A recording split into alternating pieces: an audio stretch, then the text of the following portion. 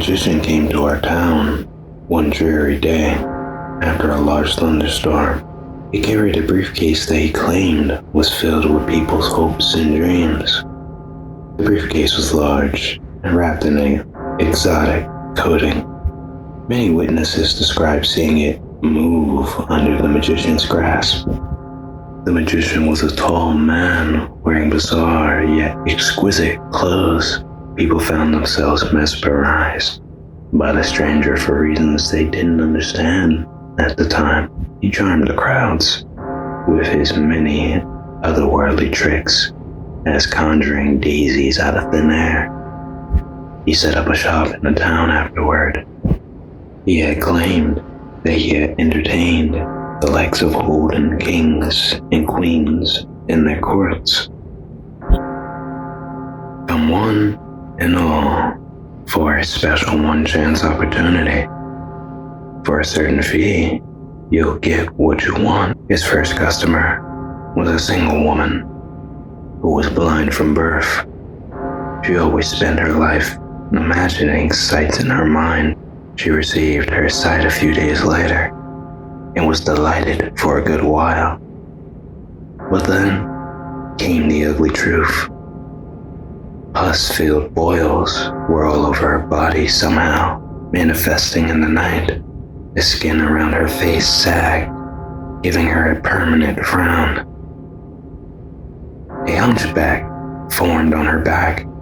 Her nails grew long and gnarled.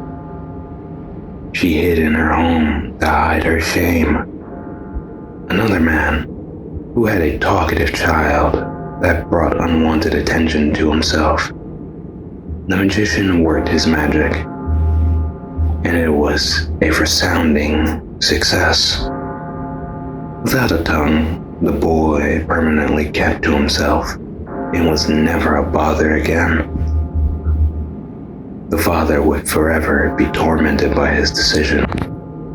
A working mom asked the magician for a vacation to a place far away. She disappeared without a trace. Soon after, the people of the town became ensnarled by the magician's promises. The town was washed in chaos, with the residents' wishes being fulfilled at drastic costs. People coveted their neighbors' possessions. Some found themselves further looking up towards the magician with new additions to their demands. They became like rabid animals, biting and assaulting each other to get the magician's attention. He gave them markings of his symbol to act as payments for his service.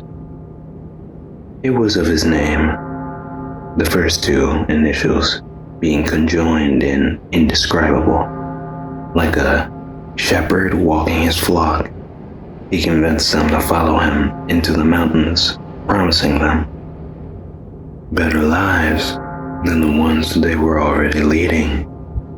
The trek through the mountains was treacherous. Several townsfolk stepped on disheveled sheets of flat rock and fell to their deaths. Bodies were ripped apart by the sharp rocks, and yet their final moments were spent thinking about the magician. Those that survived were sorely decreased in number, some succumbing to pneumonia and other sicknesses. They were down to 3/4 of the population. They approached a cave inscribed with the same alien symbols that they had on their bodies.